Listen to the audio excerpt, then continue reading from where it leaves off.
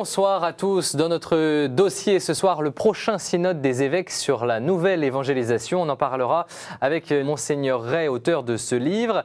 À paraître ces jours-ci, Paroisse, réveillez-vous au défi de la nouvelle évangélisation. Monseigneur Ray nous rejoindra dans quelques minutes.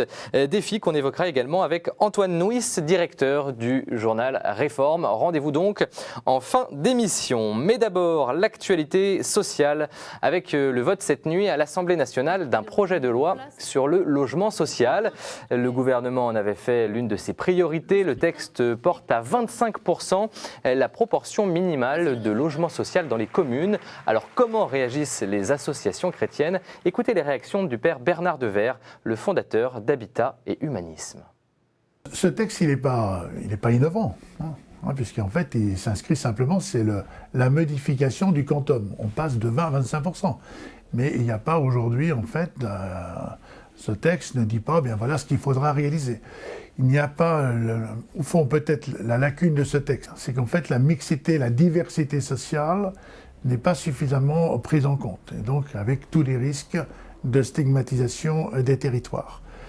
Peut-être qu'il aurait fallu aussi, sur ces 25%, marquer une attention à l'égard des populations qui sont des populations âgées. Il faut savoir qu'il y a 600 000 personnes en France qui vivent seulement avec l'allocation vieillesse, c'est un peu plus de 600 € mensuels. Voilà, et sachez que le vote définitif du projet de loi interviendra le 10 octobre prochain. Dans l'actualité internationale, les grands dirigeants se succèdent ces jours-ci à la tribune de l'ONU qui tient son assemblée générale à New York. Au menu des discussions, la Syrie, le Mali, mais aussi la menace de conflit entre Israël et l'Iran. De son côté, Monseigneur Mamberti, l'observateur du Saint-Siège à l'ONU, a demandé à la communauté internationale de trouver des solutions enracinées dans la dignité de l'humanité. Et puis dans le sillage des réactions autour du film hostile à l'islam ces derniers jours, l'Indonésie et l'Égypte ont demandé d'appliquer un protocole contre le blasphème, démarche soutenue par plusieurs grands responsables religieux, sunnites et chiites, mais aussi chrétiens comme le patriarche maronite Béchar Rai. Alors cette reconnaissance du blasphème serait un non-sens pour le philosophe Rémi Brague. On écoute son analyse. Cette idée d'une disposition juridique contre le blasphème, je la trouve en ce qui me concerne extraordinairement dangereuse. La notion de blasphème est quelque chose de tout à fait flou. On met sous cette notion à peu près ce que l'on veut. Donc on aurait une notion extraordinairement élastique et qui pourrait légitimer le pire. J'ajouterais qu'un blasphème, c'est une offense contre Dieu. Et à supposer que quelqu'un veuille sanctionner le blasphème, ce quelqu'un ne pourrait être que celui auquel le blasphème s'adresse, à savoir Dieu. Et puis au Pakistan, sachez qu'une église chrétienne a été incendiée dans le sillage des manifestations contre le film hostile à l'islam. Information de nos confrères d'Église d'Asie. Et puis c'est suffisamment rare pour être signalé en Égypte. Un tribunal a décidé de poursuivre un islamiste pour blasphème anti-chrétien. L'homme avait brûlé un exemplaire de la Bible. Direction Bruxelles maintenant, où les diplomates et les parlementaires, ainsi que l'ensemble des dirigeants des institutions européennes étaient invités à une messe de rentrée. Messe qui est née il y a 3 ans. L'idée est d'encourager les chrétiens à jouer un rôle de veilleur au sein même des instances de l'Union européenne, sur fond cette année de crise économique et politique. Reportage à Bruxelles. Être chrétien en Europe et pour l'Europe, c'est être à la suite du Christ, serviteur et veilleur. Monseigneur Cockrols, vice-président de la commission des épiscopats de la Communauté européenne, s'est adressé aux chrétiens des institutions lors de la messe pour l'Europe, mardi soir, à Notre-Dame du Sablon de Bruxelles. Au-delà des cadres institutionnels, au-delà de l'économie, au-delà de la rentabilité nécessaire, je n'en doute pas, le cœur attentif à l'entièreté de la personne et à son bonheur, c'est un rappel indispensable à faire au début d'une année de travail. Les catholiques qui travaillent chaque jour à la construction de l'Europe reconnaissent aussi la nécessité d'un tel rappel. On a besoin de ça parce que maintenant, je vois au Parlement un certain nationalisme, un certain égoïsme. Et c'est pourquoi nous devons percevoir que l'Europe a une mission pour le monde qui est de porter la paix. Mieux répondre aux attentes des citoyens européens, c'est ce qui a poussé Christian Xodam à créer un groupe de réflexion avec des membres des différentes institutions européennes. Sa foi est à l'origine de cette idée.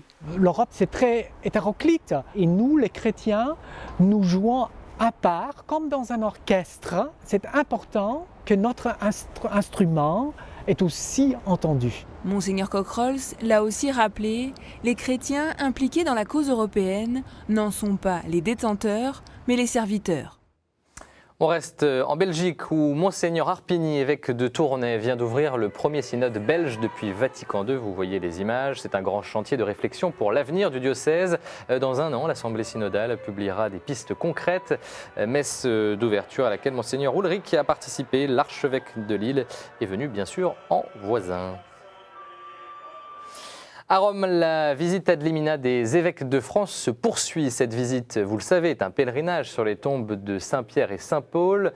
C'est aussi l'occasion de rencontrer le pape et les membres de la curie romaine. Cette année, les évêques français sont répartis en 3 groupes. Le premier est à Rome depuis un peu plus d'une semaine. Devant les 32 évêques du Grand Ouest, le pape a indirectement évoqué l'actualité sociétale française. On écoute Benoît XVI. Défendre la vie et la famille dans la société n'est en rien rétrograde, mais plutôt prophétique, car cela revient à promouvoir des valeurs qui permettent le plein épanouissement de la personne humaine, créée à l'image et à la ressemblance de Dieu. Mariage et famille sont des institutions qui doivent être promues et garanties de tout équivoque possible quant à leur vérité, parce que tout dommage qui leur est causé constitue de fait une blessure pour la convivialité humaine comme telle. Et puis par ailleurs, certains évêques français ont assisté aux funérailles du cardinal Fortunato Baldelli, célébré à Rome par le cardinal Sodano. L'ancien grand pénitencier de l'Église catholique est décédé jeudi dernier à 77 ans. Il a été nonce apostolique en France pendant 10 ans. Une messe sera célébrée en sa mémoire dimanche à la cathédrale Notre-Dame de Paris. Retour en France avec la béatification du père Louis Brisson. C'était à Troyes et samedi dernier en présence de 3000 personnes. Le père Brisson est mort en 1908. Il a fondé la congrégation des Oblats et des Oblates de Saint-François de Sales. Il est surtout l'un des précurseurs du catholicisme social. Le cardinal Angelo Amato, préfet pour les causes des saints, présidait cette béatification. Où le bienheureux Louis Brisson puisait-il cette force héroïque? Son courage était-il uniquement le fruit de sa nature ferme, de sa discipline de vie et de sa capacité à supporter les épreuves? Son audace apostolique était enracinée dans son esprit de foi. Dans le même temps, à Paris, le cardinal André XXIII a ordonné 5 nouveaux diacres des missions étrangères de Paris. Quand ils deviendront prêtres dans quelques mois, ils partiront en mission le restant de leur vie dans un pays d'Asie. Samedi, ils ont découvert leur destination. Évidemment, un grand moment. Reportage à Notre-Dame de Paris. La cathédrale Notre-Dame aux couleurs de l'Asie. Samedi 22 septembre, les séminaristes Joseph, Nicolas, Pierre, Antoine et Camille ont été ordonnés diacres pour les missions étrangères de Paris. Les futurs missionnaires viennent de toute la France. Ils ont appris ensemble où ils passeront le reste de leur vie. Cher Joseph, l'expression « l'Asie des caractères » a servi aussi à certains de nos confrères pour caractériser divers pays d'Asie. Des confrères de Taïwan pourraient en parler, mais ce ne sont pas eux qui le feront. Ceux qui le feront le mieux, ce sont les confrères du groupe Chine. Au moment où on m'a dit que j'allais en Chine, j'étais fou de joie en fait, parce que c'est un peuple que je connais déjà un peu et où je connais un petit peu les besoins qu'il y a. Il n'y a que même pas 1% de catholiques en Chine, c'est le peuple le plus nombreux de la Terre. Et donc, il y a du travail là-bas, je suis vraiment très content. La Chine, certes, mais aussi la Corée du Sud et la Thaïlande. Pour Joseph, comme pour les autres, le départ n'est pas immédiat. Il reste encore 1 an avant de se rendre en Asie. Au menu, apprentissage de la langue et de la culture locale, avant de dire au revoir à la France. Et puis pour conclure, une initiative rafraîchissante en cette période de crise. Les moines et moniales de Saint-Joseph à Puy-Misson dans l'Hérault ont signé une convention avec les pouvoirs publics pour aider à l'insertion d'anciens détenus. Ils travailleront sur le chantier du monastère que construit la communauté. Son prieur, le père Verlinde. Quand le bien de l'homme est en cause, il y a quelque chose qui nous pousse à nous unir pour agir concrètement. Ici, aider quelqu'un à reconstruire sa vie, c'est en quelque sorte signifier que l'espoir, pour moi ce sera l'espérance, est toujours plus forte que tous nos échecs. Que quelle que soit la situation dans laquelle on se trouve enfermé, il y a toujours moyen de s'en sortir, de rebondir, à condition de pouvoir s'appuyer, de pouvoir compter sur la solidarité ou sur la charité, comme le dira le croyant. Voilà, il est temps de retrouver la chronique de Monseigneur Di Falco.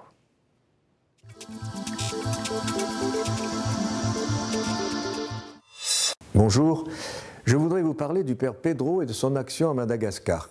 Le Père Pedro arrive à Madagascar en 1989. Frappé par les familles qui vivent sur une décharge, en décembre de la même année, il fonde avec ses amis malgaches l'association Akamasoa, ce qui signifie les bons amis.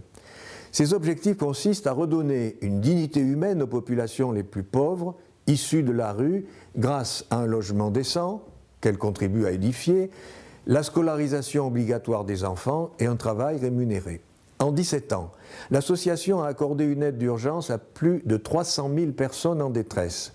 Elle en accueille 40 000, dont 10 000 enfants scolarisés, et dans les 17 villages qu'elle a construits, elle a bâti plus de 3 000 habitations en briques, plus de 272 classes dans des écoles neuves, des dispensaires, des stades dans tous les villages et assure un salaire à plus de 3000 personnes sur plusieurs sites à Madagascar. Voici le mail que j'ai reçu récemment du Père Pedro. Cher Jean-Michel, cette nuit vers 1h15, une dizaine d'hommes portant des uniformes militaires ont attaqué notre centre à Akamasoa. Ils étaient armés de kalachnikovs et de pistolets automatiques. Ils ont forcé nos gardiens à leur dire où était l'argent de la paye. Comme ils ne répondaient pas, les malfaiteurs les frappaient violemment sur la tête. Ils leur demandaient où était ma maison et celle de la présidente. Les gardiens n'ont rien révélé. Les coups ont continué à s'abattre sur leur tête. En même temps, les voleurs lançaient des rafales en l'air avec les kalachnikovs. Le principal gardien leur a dit « Montons vers là-haut, vers l'école, c'est là que vivent les responsables ». C'était pour éloigner les assaillants de la proximité de nos maisons et du bureau d'Akamasoa où nous avions déposé la veille la paye. Arrivant dans l'enceinte de l'école, nos gardiens ont pu s'enfuir. Nous avons appelé la gendarmerie qui est venue 20 minutes plus tard, mais les brigands s'étaient déjà échappés. Le village voisin de Manatenasoa, qui avait entendu les tirs et les rafales, avait fait sonner les cloches qui ont réveillé tout le peuple d'Akamasoa qui est venu nous porter secours. Également, les hommes et les femmes qui étaient en train de trier les déchets à cette heure-là dans la décharge sont venus en courant pour nous aider. On a vu une très grande solidarité du peuple d'Akamasoa dans cette nouvelle attaque qui est la 4e que nous subissons avec des armes de guerre en 23 ans au service des pauvres. Cela prouve combien nous travaillons dans un milieu dangereux. Le peuple d'Akamasoa va veiller toutes les nuits malgré le travail fatigant de la journée. Notre travail et nos vies sont dans les mains du bon Dieu. Demain, dimanche, nous allons rendre grâce à Dieu de nous avoir protégés. Père Pedro. Nombreux sont les prêtres, religieux, religieuses et les laïcs qui se dévouent au service des plus pauvres à travers le monde, mais il est bien rare que l'on parle de ce qu'ils font. C'est bien sûr moins important que les seins nus de Kate Middleton. À bientôt. Voilà, Monseigneur, tout de suite, quelques-unes de vos hebdos chrétiens ce jeudi.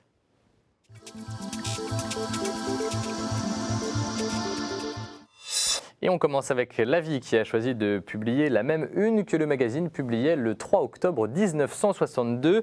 La Vie catholique illustrée s'intéressait alors à l'ouverture du Concile Vatican II. Aujourd'hui, reste-t-il une dynamique de ce concile ?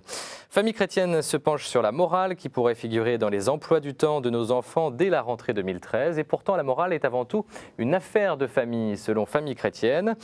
Après la vidéo dénigrant l'islam, les caricatures de Charlie Hebdo ont profondément atteint les musulmans de France. Ils ont choisi de répondre par le calme et le silence, selon Réforme, qui considère par ailleurs que l'abolition du délit de blasphème est un bon critère pour juger de la démocratie d'un régime. Tarek Oubrou, l'imam de la Grande Mosquée de Bordeaux, s'exprime dans Pèlerin cette semaine. Pour lui, les manifestations et les violences en réaction aux films anti-islam et aux caricatures ne font que trahir le message de paix du prophète. Et puis, à quelques semaines du synode des évêques sur la nouvelle évangélisation, Témoignages chrétiens s'interroge sur le retour des prêcheurs. Mais la nouvelle évangélisation dont on parle tant aujourd'hui, est-elle vraiment nouvelle? Eh bien, voilà une question qu'on va pouvoir poser à nos deux invités dans le dossier.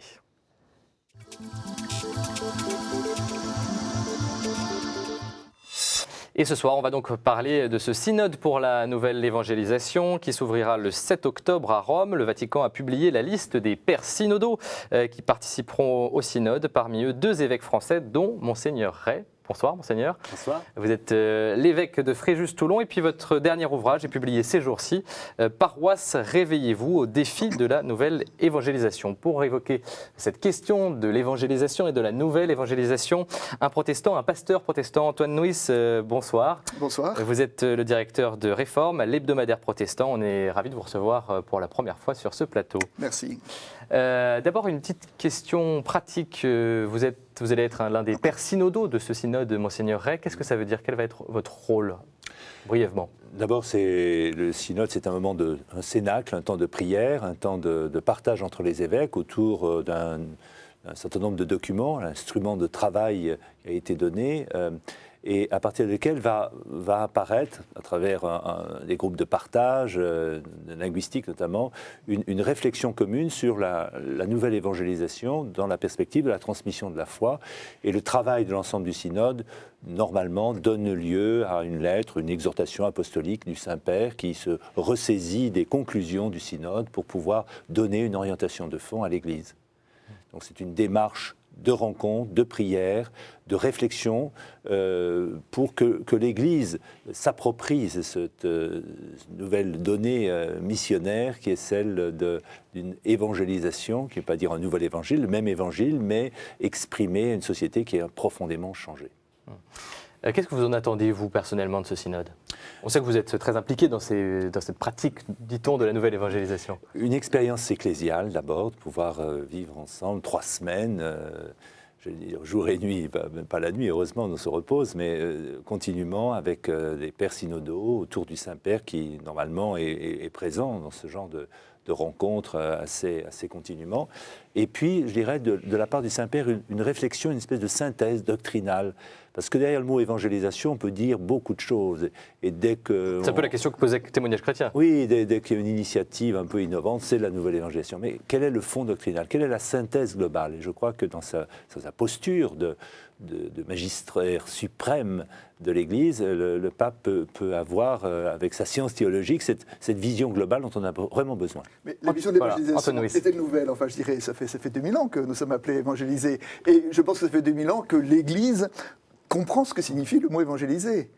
Oui, mais les conditions dans lesquelles l'évangélisation se développe évoluent considérablement compte tenu d'une situation qui a connu de profondes mutations. Je pense à la mondialisation, je pense à l'invasion du numérique, je pense à toutes les questions anthropologiques qui traversent nos sociétés. Le même évangile, mais exprimé différemment compte tenu de ces conditions nouvelles. Et ce synode qui rassemble des évêques du monde entier? Les évêques du monde entier. C'est des réalités culturelles très différentes. Oui, c'est une expérience planétaire, hein. Avec d'une part des évêques qui sont choisis par des conférences épiscopales et d'autres comme moi qui sont désignés directement par le Saint-Père. On ne parle pas de nouvelle évangélisation chez les protestants?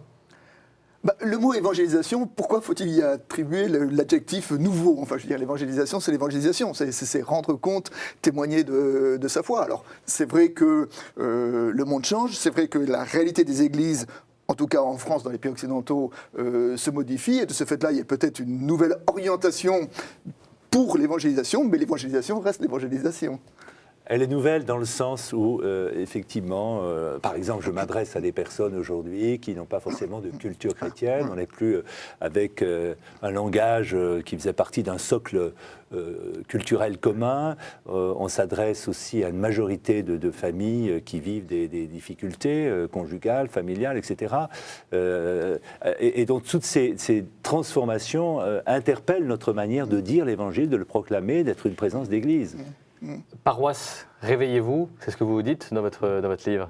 Quel est le message que vous voulez faire passer à l'intérieur de l'Église ? Je pense d'abord que la paroisse est un des vecteurs de l'évangélisation aujourd'hui. Pourquoi ? Parce qu'elle accompagne la personne depuis le baptême jusqu'à la mise en terre. Hein. Et donc elle est là pour être une présence signifiante, incisive de l'Évangile dans un lieu donné, porté par une communauté. Et je vois aujourd'hui un certain délitement de la vie des paroisses, un certain essoufflement, une seniorisation des pratiquants, une réduction du nombre de prêtres. Et donc mon propos, c'est de dire, mais cette porte d'entrée dans l'évangélisation qu'est la paroisse, eh bien, il faut la prendre au sérieux et essayer de voir les conditions nouvelles dans lesquelles cette paroisse peut assumer cette mission d'être une communauté confessante, priante, accueillante. Et l'enjeu de l'évangélisation tient à ce renouvellement de la paroisse. Même diagnostic chez vous ? Oui, là je crois que c'est très fort. Ceux qui évangélisent, c'est d'abord la communauté. Hein. Dans l'évangile, pour moi, il y a deux références sur l'évangélisation. Hein. C'est qu'il soit un pour que le monde croie, et c'est à l'amour que vous aurez les uns pour les autres que tous verront que vous êtes mes disciples. Hein. 2 versets de l'évangile de Jean. Et dans ces 2 versets, qu'est-ce qui fait que le monde croit ? C'est à l'amour que les chrétiens ont les uns pour les autres, c'est-à-dire que c'est une dimension éminemment communautaire, et la façon dont nous sommes un avec le Christ comme le Christ et un avec le Père, enfin dans la prière sacerdotale de l'évangile de Jean, et qui est encore, je dirais que notre témoignage ne réside pas dans la technique de nos propos, mais la façon dont nous habitons notre foi et dont nous habitons notre foi de façon communautaire, dont nous nous aimons les uns les autres dans les églises. Et moi j'aime beaucoup dans votre titre cette idée que l'évangélisation, ça passe d'abord par l'église locale, par la paroisse. Et il faut passer en quelque sorte de la pastorale de la cloche à la pastorale de la sonnette. Ah, expliquez-moi ça, qu'est-ce que ça veut dire ça ? J'attends les personnes derrière un guichet, les consommateurs cultuels qui viennent. Ça, c'est pas sonner la cloche. Voilà, c'est sonner la cloche. Maintenant, on est dans une autre posture où les gens ne vont pas spécialement dans l'église, mais alors, il y a des demandes sacramentelles encore, heureusement, mais il faut pouvoir rejoindre les gens du parvis. Il faut aller au-devant des personnes sans attendre qu'elles viennent chercher l'Église, se retrouver dans l'Église. Et donc c'est un changement de posture qui passe par une conversion pastorale. Quitte à prendre des coups ? C'est inéluctable. Dès qu'on veut être honnête avec soi-même, avec l'Évangile, on est parfois à contre-courant, souvent à contre-courant. Les évêques doivent prendre des coups et subir le martyre médiatique pour mener la nouvelle évangélisation. C'est ce que disait le cardinal Ricard la semaine dernière au début de la visite ad limina des évêques de France à Rome. C'est quelque chose que vous pouvez comprendre ? On peut expérimenter, bien sûr. Il faut accepter d'agir à contre-courant. On est dans une logique de rupture, c'est-à-dire l'Évangile n'est pas là pour conforter les opinions mondaines. Elle ne relève pas du prêt-à-penser. L'Évangile nous invite à être certes dans le monde, mais ne pas être du monde. Et dans ce sens-là, nous aurons une parole qui peut être contradictoire, une parole de dissidence ou de résistance quelquefois. L'Évangile comme parole de contestation, ça j'aime bien. Ça, et c'est vrai que l'Évangile n'est pas toujours là pour dire que nous sommes parfaits, que nous sommes formidables, etc. Mais l'Évangile vient nous contester. Et quand l'Évangile est une parole de contestation, alors il interpelle. Et là, il y a un dialogue qui est possible, et là, il y a de l'évangélisation qui se fait. Il y a une forte recherche spirituelle dans un monde sécularisé, dans un monde qui cherche ses repères, parce qu'il perd ses référents constitutifs de son propre humanité. Donc aujourd'hui, on a une recherche spirituelle, mais qui peut conduire à toutes les dérives si elle n'est pas prise en charge. Donc je crois que la question de Dieu rattrape de toute façon toujours l'homme, parce qu'il a affronté la question de la souffrance, à la question de la mort, à la question du sens qu'il donne à sa propre vie, à la manière d'habiter son humanité. Et c'est la sécularisation est un véritable défi, en même temps une véritable chance pour l'Église de retrouver sa saveur évangélique, c'est-à-dire une communauté d'annonces et de propositions. Oui, la question de l'interreligieux, c'est le rapport entre évangélisation et interreligieux. Moi, je crois que la rencontre avec... L'évangélisation, c'est quoi? C'est d'abord aller rencontrer l'autre et lui faire rendre compte de notre foi, rendre compte de notre espérance. Hein. Et ça, je crois que la rencontre authentique avec celui qui pense différemment m'aide à mieux comprendre ma foi et probablement m'aide à mieux en parler. Donc pour moi, il n'y a pas opposition entre dialogue et évangélisation, y compris dialogue avec les autres formes de pensée et même de spiritualité. Monseigneur Ray, vous serez combien de pères synodaux français pendant ce synode à Rome? 6, 4 qui ont été désignés par la conférence des évêques et puis 2 qui ont été directement nommés par le Saint-Père, le cardinal 23 et moi-même. Merci Monseigneur, un synode bien sûr à suivre sur KTO dans quelques semaines. Merci Antoine pour votre première participation à cette émission. Émission bien entendu à revoir comme d'habitude sur notre site internet. À très vite sur KTO.